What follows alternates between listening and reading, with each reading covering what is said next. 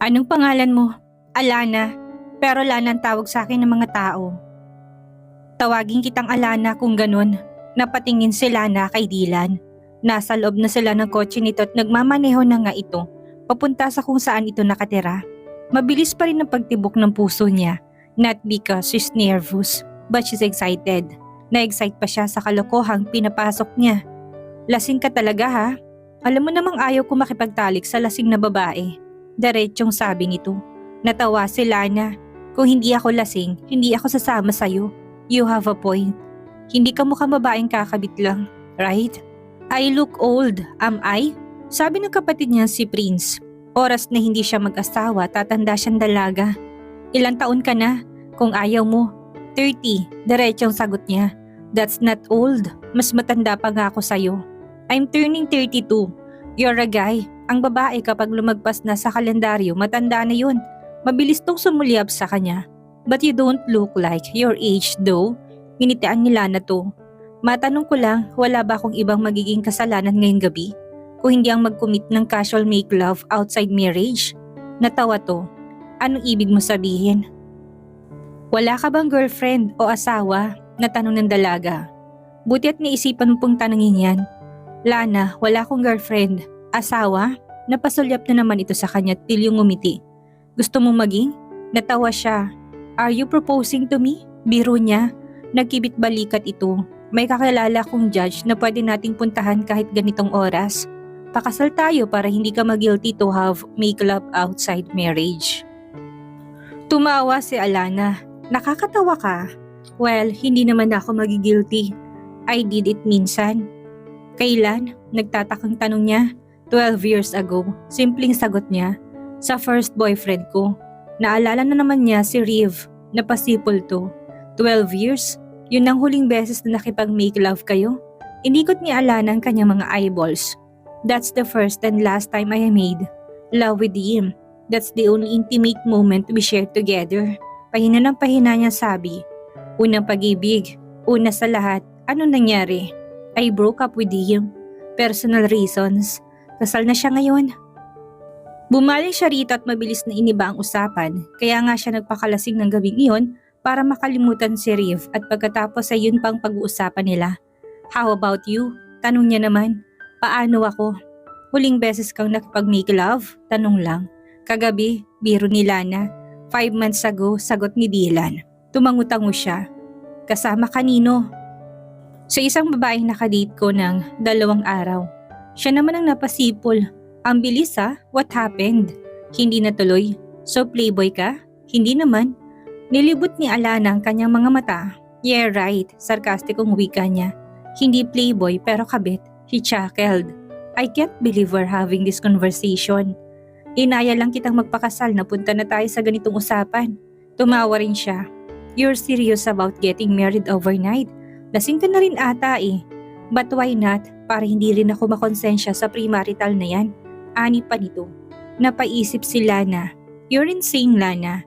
Inisip mo pang magpakasal para lang sa one night stand. So, will you marry me, Alana? Napatingin siya rito. Hindi niya inaasahan na marinig yun mula rito. Pero bakit parang natuwa ang puso niya nang marinig ang tanong na yon? Paano kung oo ang sinabi ko? Napangititot niliko sa kung saan ang kotse nito. Then we'll get married. Hindi mahinto sa pagtawa sina Dylan at Lana. Halatang parehas na silang lasing na lasing. Kanina tinawagan nga nitong isang judge at nagpakasal daw sila. Pagkatapos ay uminom pa ulit sila ng sabay para sa reception. Ngayon ay paakyat na sila sa condo unit daw nito. Habang naglalakad sila palabas ng elevator ay nagtatawanan pa rin silang dalawa. Ang braso ni Dylan ay nakapalibot sa bewang ni Lana. Kanina pa kasi siya natutumba-tumba sa paglalakad. Kasal na tayo, natatawang sabi ni Lana. Inangat niya ang kaliwang kamay niya na may singsing na. And we have a ring. Hindi naman sila masyadong prepared, no? Natawa rin si Dylan. Nasa tapat na sila sa isang malaking wooden door. He swiped a card on the handle and the door immediately unlocked. Wow, mayaman palang napakasalan ko. Natatawa pa rin wika ni Lana. Napatili siya nang bigla siya nitong pangkuin. Napakapit naman siya na mahigpit sa leeg nito. Pagkuha ni naglakad ito papasok sa centralized air condition unit nito. Umiikot ng paningin niya ngunit patuloy siya sa lukalokang pagtawa. Wala na yata talaga siya sa katinuan. Naramdaman niyang paglapat ng likod sa isang malambot na higaan. Ngunit hindi niya inalis ang pagkabit sa mga leeg ni Dylan. Mabilis niya itong hinalikan sa labi. Oras na para mag-honeymoon, hindi ba? Ang mga kamay nito sa bewang niya. She bit her lower lip while smiling naughtily. Parang totoo talagang kasal tayo. Bumaba ang mga kamay niya, sinimulan niyang alisin. Isa-isang pagkakabotones na suot itong long sleeve polo. Hinawakan ni Dylan ang dalawa niyang kamay pagkatapos lumitaw ang makisig nitong katawan. "Feel me, Alana," bulong ni Dylan. She gasped at the effect of his words to her body. Tuluyang nawala si Riff sa isip niya at alam ni Lana na hinding-hindi na siya tatalikod ngayon. Nagpanggap silang kakasal lang at magkakaroon ng honeymoon. Handa na siyang sumuko. "Oh," mahinang sambit ni Lana nang magising na parang minamartilyo ang ulo. Pinilit niyang idilat ang mga mata, ngunit lalo lang sumakit ang ulo. Naparami talaga ang inom niya kagabi. Paano kaya siya nakauwi sa kanila? Huminga siya ng malalim at hinayaan ang sarili. Tumagal pa lalo sa kama. Hindi pa naman tumutunog ang alarm clock niya, kaya pwedeng hindi pa siya bumangon. Aw, daing na naman niya at saka hinilot-hilot ang sentido. Maya-may mas nakaramdam siya ng lamig. Hinila niyang kumot hanggang laeg niya. Masyado sigurong manalakasan ang aircon niya kagabi. Kumilos siya upang bumaluktot, ngunit may naramdaman siyang pagkirot sa ibabaw ng puson. Napahawak siya sa puson. Why is her private part aching? Magkakaroon na ba siya? Pero katatapos niya pa lang, kaya imposible yun. Napaungol sila na ng pumitik na naman ang sentido niya. Nagtalukbong na siya ng kumot. Mukhang hindi na siya makakapasok sa opisina dahil sa hangover. Baka mamaya mapagalitan pa siya ng dad niya kapag nalaman naglasing siya ng sobra kagabi. Pati ang lolo niya na si Lolo Rex ay baka masermonan rin siya. Nakauwi ba talaga siya mag-isa kagabi? Nagpasundo ba siya sa kapatid niyang si Prince? Parang bala ng baril na mabilis na napagtama ng ulo niya ng mga nangyari. Kababalaghan kagabi. Umalingaw-ngaw sa tenga niyang mga halinghing at ungol. Napasinghap ng malakas sila at namulat ang mga mata. Napabalikwas rin siya ng bangon. Nakalimutan niyang masakit na ulo lalo na makita ang isang lalaki sa tabi niya. Hubot-hubad pa. Sunod-sunod na napamura si Lana nang makitang wala rin siyang saplot ni isa. Napasigaw na siya sa frustration na mas naging malinaw ang lahat sa kanya. My goodness, nakipag one night stand siya sa hindi niya kilala. What the? Kahit nahihilo pa ay nagmamadali siyang umalis ng kama at pinulot isa-isang mga damit niya. Habang nagbibihis ay napansin niyang hindi pamilyar ang lugar kung nasaan siya. Sumama nga pala siya sa lalaki kagabi. Ayan na Lana, na-realize mo rin ang lahat ng kagagahan mo kagabi. Habang sinusuot niya ng mga sapatos ay pasulyap-sulyap rin siya sa natutulog na lalaki. Dylan, right? Yun ang pangalan nito. Buti na alala mo pa. Ilang beses mo rin sinigaw ang pangalan niya ng paulit-ulit. Pangaasar ng malditang bahagi ng isip niya. Napailing siya at saka sinuklay ang buhok gamit ang mga daliri. Paalis na sana siya nang maalalang kanyang purse. Nasaan na kaya yun? Nandun pa naman ang cellphone, susi ng kotse at wallet niya. Hindi siya makakauwi kung wala yun. Dahan-dahan siyang naghanap sa buong kwarto. Ang lakas ng pagtambol ng dibdib niya. Natatakot siyang baka biglang magising si Dylan. Hindi niya alam kung anong sasabihin kung bigla itong magising. Hindi niya eksaktong maalala lahat na nangyari. Hindi niya maipaliwanag sa sarili kung bakit kusang sumama rito at makipag... Nasaan na ba kasi yun? Naiinis na wika niya nang hindi pa rin makita kung nasaan ang purse niya. Ano bang hinahanap mo? What the? Literal na napatalon si Lana dahil sa gulat. Agad siyang napalingon kung saan nanggaling ang boses. Mas bumilis lalong pagkabog sa dibdib nang makita si Dylan na nakasandal sa headboard ng kama habang namumungi ang mga matang nakatingin sa kanya. Well, good morning to you too, Alana. Napalunok siya tiniwas ang tingin dito na paatras siya pagkaway tumalikod. Nahanap ko yung gamit ko. Nagsimula na ulit siya maghanap-hanap kahit pa alam niyang wala naman siyang makikita sa ginagawa niya. Pilit niyang pinapakalmang kaba kahit pa sobrang nanginginig ang mga kamay niya. Naramdaman niyang nanunot na titig ni Dylan sa likuran niya. Nasa kotse kong mga gamit mo, sa tingin ko. Sagot niya. Humugot siya ng malalim na hininga para humarap dito. Can I have it? Kailangan ko na ring umalis. Tinapunan ni Dylan ang tingin ng alarm clock sa tabi nito. Aalis ka na, maaga pa. Why not stay till breakfast? Napataas ng kilay si Lana. Kung makipag-usap ito'y para ang tagal na nilang magkakilala. Pinapakain mo pa ng breakfast ang mga naka-one-night stand mo? Sarkastikong wika niya, pinag-cross ni Dylan ang mga braso. You're an exception, Alana, he said in his deep voice while straightly looking at her. Bakit kakaibang dating kapag sinasabi nitong pangalan niya? Nagbibigay yun ng kakaibang kilabot sa katawan niya, ngunit pilit niyang inignora yun at napailing-iling siya. Can I just have my purse? Nanatili nakatingin dito sa kanya, his thumb rubbing against his lips. Bakit gustong-gusto mo makaalis ka agad? Well, kailangan ako sa trabaho ko. Hinahanap na rin ako ng parents ko, sigurado ako. Kahit pa 30 na siya, alam ni Alana kung gaano nag-aalala pa rin sa kanyang mga magulang kapag may isa sa kanila ni Prince ang hindi nakakauwi. Although they knew that they're old enough to go home still. Panigurado nag-aalala pa rin sa kanilang mga tao sa bahay. Bakit bang layo mo? Lumapit ka rito. Biglang utos ni Dylan, nasa tulo kasi siya ng kwarto habang nasa kama pa rin ito at komportableng nakaupot na kasandal sa headboard. Hindi ni Alana alam kung anong meron at lumapit nga siya rito. Better, anito nang nasa paanan na siya ng kama. Dylan, please, I need my purse back. Kailangan ko na talagang umuwi, she desperately said. Gusto na rin niyang makatakas mula sa mga titig nito. May masamang pakiramdam sila na kapag nagtagal pa siya doon ay baka. Ang alam ko, you texted your parents last night. Nagpaalam ka sa kanila na hindi ka makakauwi at makikitulog ka na lang sa isang kaibigan. Hindi ni Alana matandaan na ginawa niya yon. Pero baka nga, nasapo niyang noon na sumakit na naman yon. Napaupo siya sa paanan ng kama pero kailangan ko na talagang umuwi. Kailangan kong magpahinga. Rest here. Paghahandaan kita ng pagkain at gamot. Umiling siya at napatayo ulit. Alam mo, huwag ka na magpanggap na nag-aalala ka. Diretsang wika niya rito. You don't have to act like you're my boyfriend and you want to take care of me. We know pretty well that we just hooked up last night and that's just it. Prangkang sabi niya, ngumisi to. That's just it, humiling-iling to. Hindi ako nagpapanggap na parang gusto kitang alagaan. Gusto talaga kitang alagaan. May sadaling parang humaplos sa puso ni Lana dahil sa sinabi nitong iyon. However, she found it creepy coming from a stranger. Thank you but I can take care of myself. Ani at saka tumalikod na. Bakit ba kasi ayaw pa siyang paalisin nito? Alana, may karapatan naman siguro kung alagaan ka na mula ngayon. Napaharap siya rito. At bakit? Kasi kasal na tayo. So asawa mo na ako. At ang mga asawang lalaki nag-aalaga sa mga asawa nila. Sandaling hindi nakapagsalita si Lana. Married? Husband? Ito?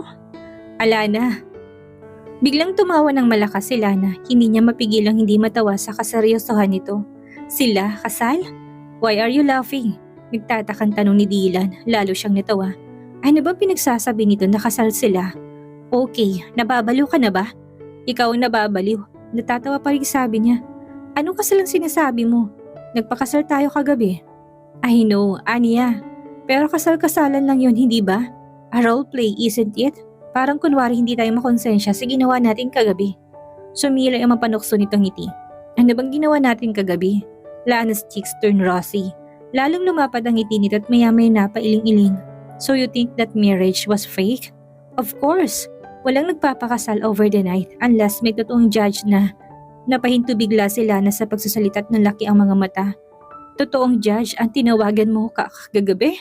Napatingin sila na sa kaliwang kami at nakitang kumikinang ang suot na wedding ring. Sa tingin mo nagbibiro ako kagabi? Nanginig ang mga kamay ni Lana. Hindi to totoo, iiling-iling na sabi niya. Hindi siya pwedeng ikasal ng ganun lang. Inangat nitong kanang kami at may wedding ring na nakasuot sa ring finger nito. The marriage is legal, honey.